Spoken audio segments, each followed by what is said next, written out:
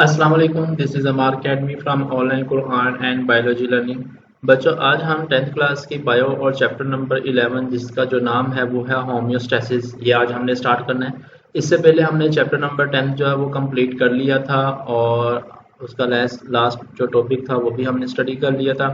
आज हमारा जो नया चैप्टर स्टार्ट हो रहा है और उसका नाम है होम्योस्टैसिस। हम इसके बारे में पढ़ेंगे कि ये क्या होता है। तो बच्चों, चैप्टर स्टार्ट करने से पहले अगर आप मेरे चैनल में नए हैं तो मेरे चैनल को सब्सक्राइब करें, बेल आइकन को ऑन कर लें और अपने फ्रेंड्स और फैमिली मेम्बर्स को शेयर करें ताकि मेरा हर आने वाला जो लेसन है वो आपको टाइम पे मिल सके। तो चलो बच्चों, टाइम वेस्ट किए बिना ही स्टार्ट करते हैं। और चैप्टर 11 है 10th क्लास का और इसका नाम है होम्योस्टैसिस। हम होम्योस्टैसिस की जो टर्म्स है इसके ऊपर पढ़ेंगे, स्टडी करेंगे कि ये क्या होती है और ये किससे रिलेटेड है, क्या चीज़ है इसमें।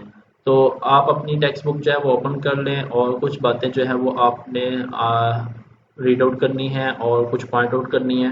वो मैं आपको समझा दूंगा कि कौन कौन सी आपने क्या करना है। सबसे पहले एक पैराग्राफ दिया गया है आपकी फर्स्ट पेज पे।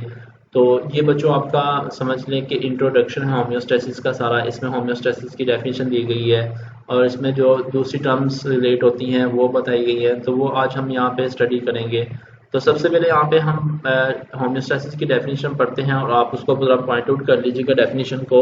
यहाँ से स्टार्ट हो रही है, होम्योस्टैसिस में बी डिफाइंड एज द से स्टार्ट हो रही है। कह रहा है कि the maintenance of the internal conditions of body at equilibrium despite changes in the external environment. यहाँ तक आप पॉइंट आउट कर लेंगे, इसकी एग्जांपल है और सॉरी ये इसकी डेफिनेशन है और साथ इसकी एग्जांपल भी आप दे सकते हैं। कहते हैं कि ये एक ऐसी चीज़ है जिसमें ये होता है कि इंटरनल कंडीशन को मेंटेनेंस किया जाता है।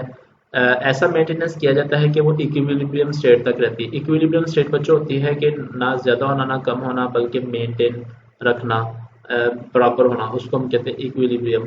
इसके बावजूद कि बाहर का जो टेम्परेचर है उसमें उतार चढ़ाव हो, उसके बावजूद भी हम अपनी बॉडी का जो कंडीशंस है उसको मेंटेन रखते हैं।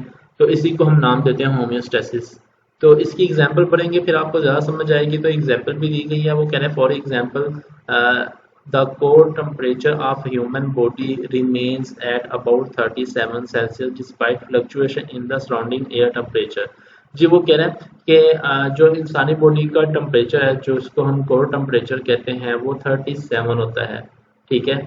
इसके बावजूद के बाहर का जो टेम्परेचर है, जैसे आजकल गर्मियों में जो टेम्परेचर 45 सेल्सियस तक चला जाता है, जबकि सर्दियों में यही टेम्परेचर 15, 10 या -5 तक भी चला जाता है।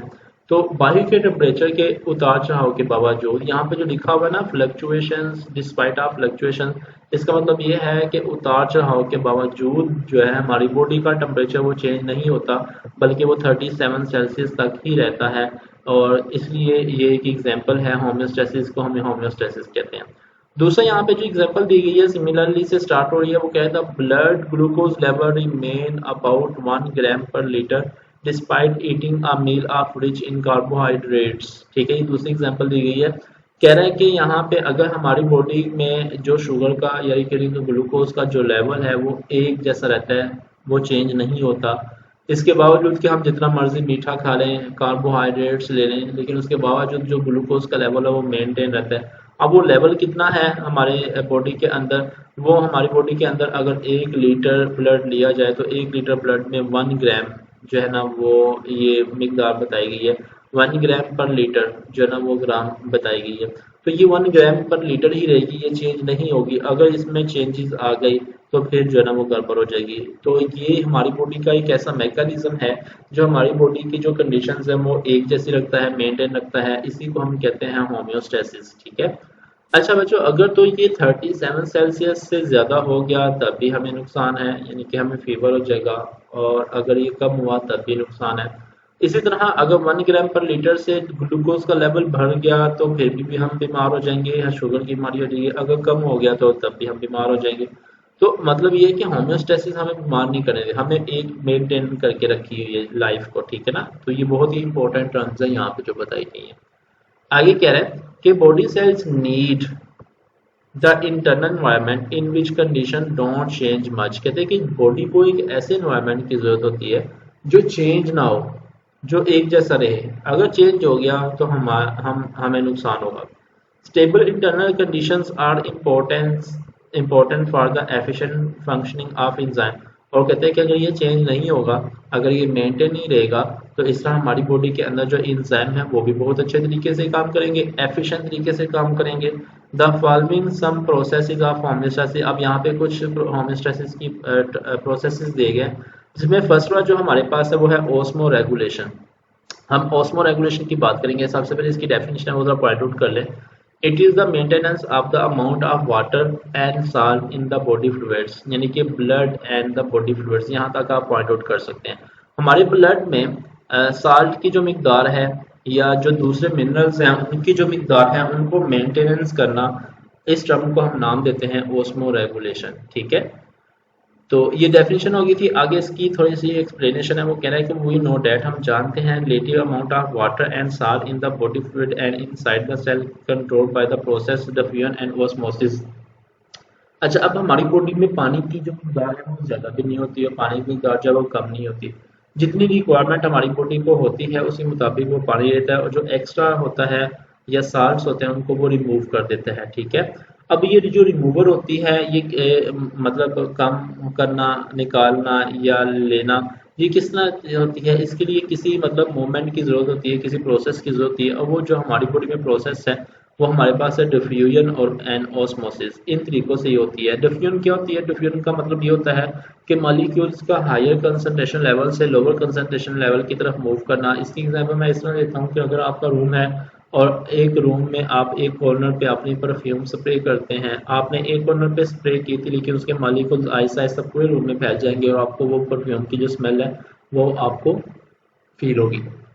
और एंड ऑस्मोसिस, ऑस्मोसिस जो होता है ये लोअर कंसंट्रेशन से मॉलिक्यूल्स का हायर कंसंट्रेशन की तरफ मूवमेंट करना है, और इसमें ये होता है कि साल्ट्स वगैरह जो होते हैं वो मूव करते हैं इसमें, और वाटर जो है वो मूव करता है। तो ये जो तरीकाकार है जो कि हमारे बॉडी के अंदर पानी और साल्ट्स की मिकदारों को बाहर निकालते भी और लेके भी जाते हैं, विच आर एसेंशियल, ये बहुत ज़रूरी है for the functioning of the cells, ताकि हमारा जो सेल्स का फंक्शन है वो बड़े अच्छे तरीके से परफॉर्म हो सके, इसलिए बहुत ज़रूरी है ये तरीकाकार। तो रिकॉल करवाना चाह रहा है, यानी कि टोनिसिटी आपने पढ़ी थी 9th क्लास में, चैप्टर नंबर 4 में आपने टोनिसिटी पढ़ी थी। तो वो कह रहा है कि ज़रा उसी को आप याद कर लें, और जब आपको वो याद हो जाएगा तो फिर आपको पता चल जाएगा कि ये कितना इंपॉर्टेंट है ऑस्मोसिस एंड डिफ्यूजन हमारे लिए। तो यहाँ पे सेकंड टर्म्स दी गई है वो हमारे पास है थर्मो रेगुलेशन। हम थर्मो रेगुलेशन की बात करेंगे। थर्मो का मतलब होता है टेम्परेचर और रेगुलेशन का मतलब है मेंटेनेंस। सॉरी, इसका मीनिंग बताना भूल गया था। ओस्मो मीन्स होता है मतलब सल्यूट एंड सॉल्वेंट की जो मिकदार होती है उसको हम कहते हैं ओस्मो, और रेगुलेशन मतलब मेंटेन करना। ठीक है, और थर्मो मीन्स टेम्परेचर और रेगुलेशन मतलब कि मेंटेन करना, यानी कि टेम्परेचर को मेंटेन करने का जो काम होता है उसको हम कहते हैं thermo regulation. The maintenance of the internal body temperature is called the thermo regulation. ये डेफिनेशन है बच्चों, इसको पॉइंट आउट कर लें, यानी कि जो बॉडी का टेम्परेचर मेंटेनेंस किया जाता है वो थर्मो रेगुलेशन के थ्रू किया जाता है। The enzyme of the body work best at a particular temperature. जो हमारी बॉडी के एंजाइम है वो एक खास टेम्परेचर पे बहुत अच्छे तरीके से काम करते हैं। अगर वो टेम्परेचर कम या ज़्यादा हो जाए तो फिर हम ये है कि एंजाइम की जो काम करने की सलाहियत है वो बहुत ही लो हो जाती है, जिसकी वजह से ये होता है कि नुकसान होता है हमारी बॉडी को। ठीक है, अच्छा, अब ये है यहाँ पे कि हम ये कौन सा टेम्परेचर है जिसपे जो एंजाइम है वो प्रॉपर तरीके से काम करते हैं। बच्चों, कोर टेम्परेचर हमारी बॉडी का जो कि है 37 सेल्सियस। ये 37 सेल्सियस टेम्परेचर है जिसपे हमारी बॉडी के जो एंजाइम है वो बड़े एफिशिएंट तरीके से काम करते हैं, और उसकी वजह से ये है कि हमारी बॉडी जो है वो बड़ी एक्टिव रहती है। ठीक है, इसको हम ऑप्टिमम टेम्परेचर का नाम भी देते हैं। Any change in the body temperature में affect the functioning of enzyme. अगर तो टेम्परेचर में चेंजेस आ गई तो एंजाइम के काम करने के ऊपर भी अफेक्ट होगा। ठीक है, ये बात आपने याद रखनी है।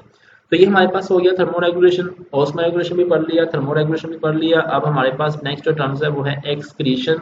एक्सक्रीशन की बात करते हैं। ये है एक्स, एक्स का मतलब है बाहर, क्रीशन का मतलब होता है निकालना। तो बाहर निकालने का जो अमल होता है उसको हम कहते हैं एक्सक्रीशन। अब हम किसको बाहर निकालते हैं वो भी हम पढ़ते हैं। तो यहाँ पे क्या है, it is also process of homeostasis. ये भी होम्योस्टेसिस का प्रोसेस है। इन दिस प्रोसेस इसमें क्या होता है, यहाँ से आप डेफिनेशन फाइंड आउट कर सकते हैं। The metabolic waste are eliminated from the body to maintain the internal conditions at equilibrium, यहाँ तक आप पॉइंट आउट कर लें। ये डेफिनेशन है, एक्सक्रीशन की डेफिनेशन है, यानी कि जो मेटाबॉलिक वेस्ट होता है उसको एलिमिनेट करना। एलिमिनेट का मतलब होता है उसको बाहर निकालना। बाहर निकालते हैं उसको, इसलिए निकालते हैं ताकि हमारी बॉडी का जो इंटरनल कंडीशंस है वो मेंटेन रहे, इक्विलिब्रियम स्टेट तक रहे। अगर हम मेटाबॉलिक वेस्ट को यानी कि वेस्ट मटेरियल को बाहर नहीं निकालेंगे तो उसकी मिकदार बढ़ जाएगी। अगर उसकी मिकदार बढ़ेगी तो वो हमारी बॉडी के अंदर टॉक्सिक पैदा करेगा, टॉक्सिसिटी यानी कि जहर पैदा करेगा, और वो जो जहर है वो हमारी बॉडी के लिए नुकसानदा होगा। ठीक है, तो ये बता रहा था, ये एक्सक्रीशन की डेफिनेशन है। लेकिन बच्चों एक बॉक्स दिया गया और उस बॉक्स में एक और डेफिनेशन दी गई है जिसको हम कहते हैं मेटाबॉलिक वेस्ट। तो हम मेटाबॉलिक वेस्ट की डेफिनेशन पढ़ेंगे कि मेटाबॉलिक वेस्ट क्या होता है। तो वो कह रहा है कि metabolic waste means any material that is produced during body metabolism and that may harm the body. जी, ये डेफिनेशन दी गई है मेटाबॉलिक वेस्ट की। वो कह रहा है कि मेटाबॉलिक वेस्ट एक ऐसा मटेरियल होता है जो हमारी बॉडी में मेटाबॉलिज्म के दौरान बनता है, और जब ये बनता है तो बनने के बाद ही हमारी बॉडी के लिए नुकसानदायक होता है। इसको हम कहते हैं मेटाबॉलिक वेस्ट। ठीक है, अच्छा अब ये है कि मेटाबॉलिज्म क्या होता है। मेटाबॉलिज्म आप पहले भी पढ़ चुके हो और मैं थोड़ा सा यहाँ फिर आपको दोबारा बताता हूँ। मेटाबॉलिज्म बच्चों हमारी बॉडी के जितने भी रिएक्शंस होते हैं उन रिएक्शंस को हम मेटाबॉलिज्म कहते हैं। और दो टाइप के रिएक्शन होते हैं, एक हम कहते हैं एनाबॉलिज्म, एक हम कहते हैं कैटाबॉलिज्म। एनाबॉलिज्म में बनने का प्रोसेस होता है, कैटाबॉलिज्म में तोड़ने का प्रोसेस होता है। ये आप पहले भी पढ़ चुके थे, मैंने आपको थोड़ा सा आइडिया दिया। तो ये हमारे पास इसकी मेटाबॉलिक वेस्ट की डेफिनेशन भी होगी। तो ये था हमारा बच्चों आज का इंट्रोडक्शन होम्योस्टैसिस के बारे में। मैं उम्मीद करता हूँ आपको इसकी समझ आई होगी। आज जो हमने स्टडी किया है वो हमारे पास है होम्योस्टैसिस की डेफिनेशन थी, उसकी एग्जांपल हमने दो एग्जांपल पढ़ी, एक तो टेम्परेचर की और दूसरा ब्लड ग्लूकोज की। उसके बाद फिर हमने ऑस्मो रेगुलेशन क्या होता है ये हमने पढ़ा, और थर्मो रेगुलेशन क्या होता है ये हमने स्टडी किया, और एक्सक्रीशन क्या होती है इसकी डेफिनेशन हमने पढ़ी, और इसके अलावा मेटाबॉलिक वेस्ट क्या होता है इसकी डेफिनेशन हमने पढ़ ली। तो ये कुछ डेफिनेशंस है। आज के लिए हमारा टॉपिक इतना ही काफ़ी है। कल हम पढ़ेंगे कि होम्योस्टैसिस प्लांट में होम्योस्टैसिस कैसे होती है। और आज के लिए इतना ही काफ़ी है, और इसको आप याद कीजिएगा। कुछ पूछना हो पूरा लेक्चर सुनिएगा ताकि आपको सही समझ आ सके। कुछ पूछना हो कमेंट सेक्शन में जाके पूछ सकते हैं। कल हम इंशाल्लाह नए टॉपिक के साथ आपके सामने हाजिर होंगे। तब तक के लिए अल्लाह हाफिज़।